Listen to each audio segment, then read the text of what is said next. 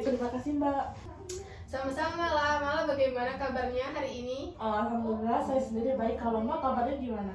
Wah, senang sekali mendengarnya ya. Alhamdulillah, saya baik juga nih.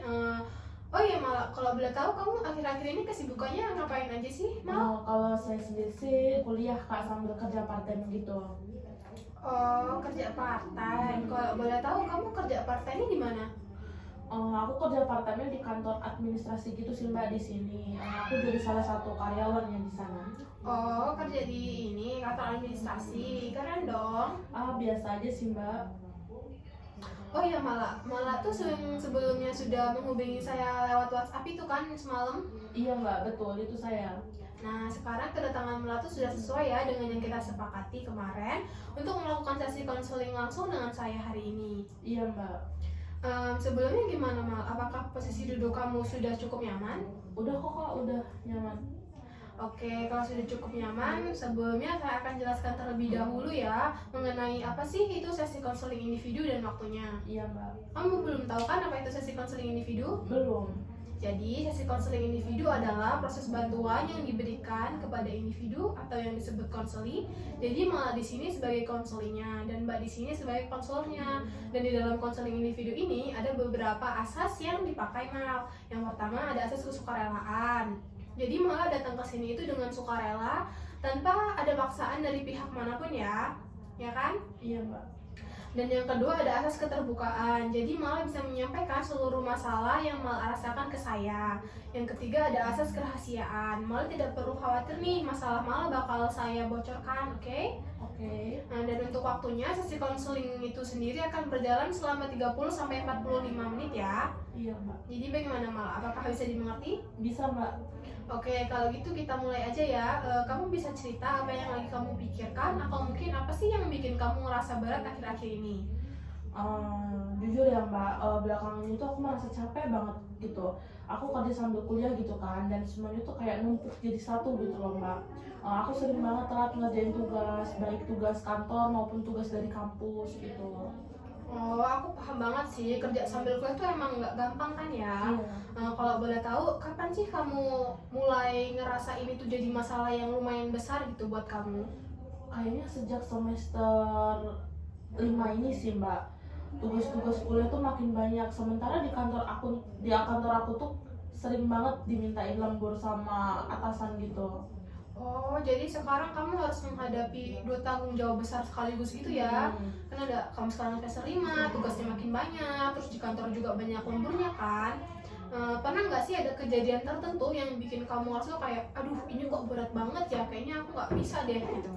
Iya Mbak, waktu itu tuh pernah ya aku tuh dimarahin sama atasan aku karena laporan kerjaan aku itu telat selesainya. Padahal malam sebelumnya tuh aku baru lembur buat tugas kelompok di kampus. Rasanya tuh capek banget waktu itu tuh.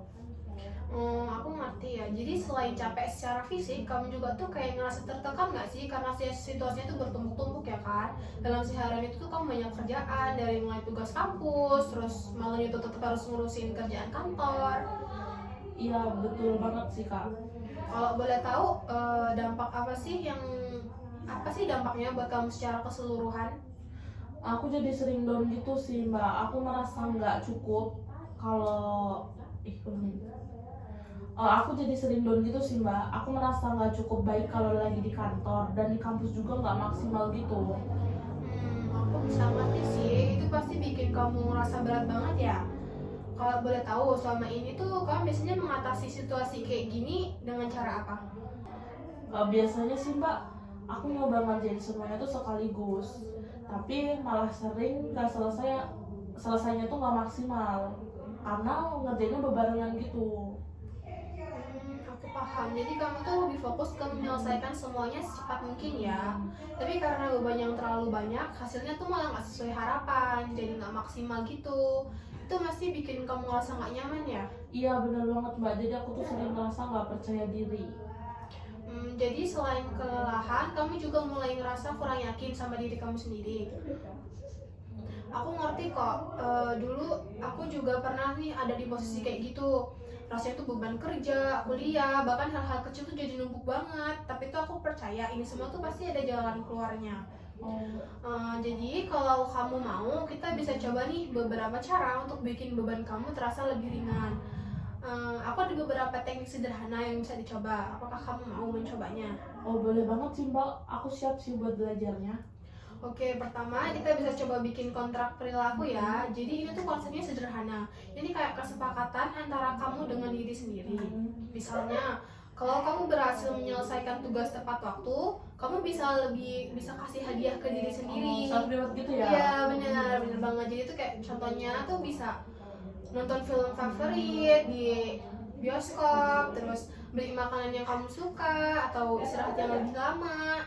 Kamu ada nggak sih kayak apa ya, setiap mengerjain sesuatu tuh kamu ngasih apresiasi buat diri kamu sendiri? Ya ada sih Kak, kayaknya ini boleh dicoba ya. Oke, bagus. Selain itu, kita juga bisa pakai reinforcement positif.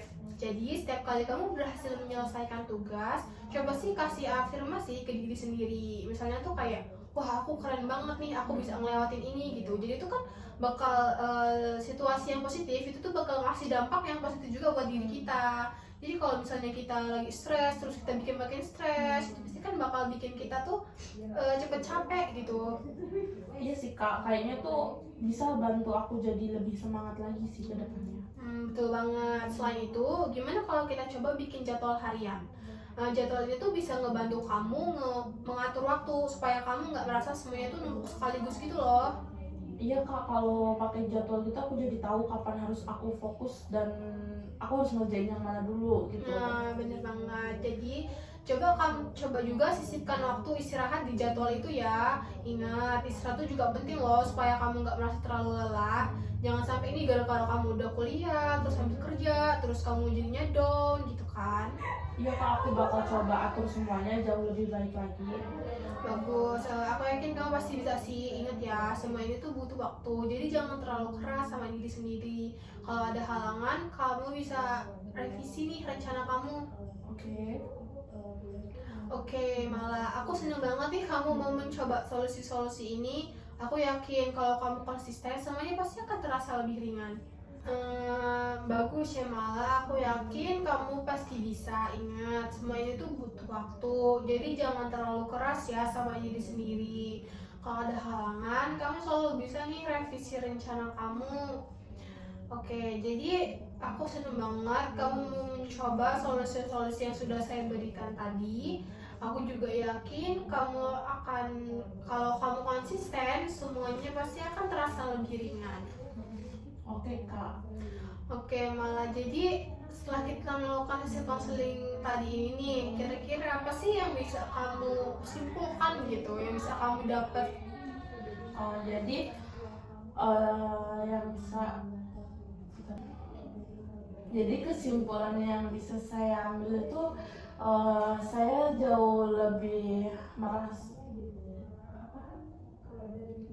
jauh merasa lebih baik karena saya dapat terarah gitu loh Kak, terjadwal kayak oh iya saya bakal ngerjain kayak tugas ini dulu baru tugas kantor gitu, jadi saya tuh lebih terarah gitu loh Kak.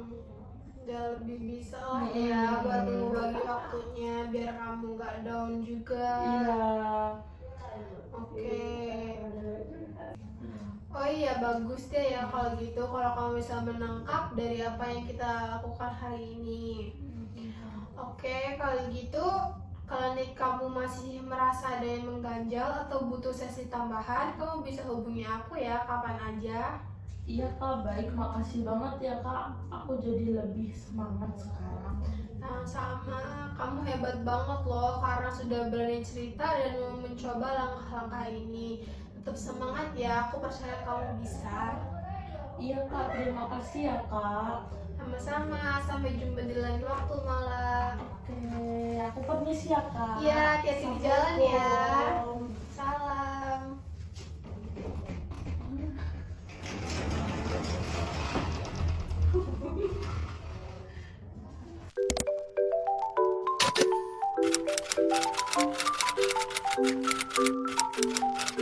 Thank you.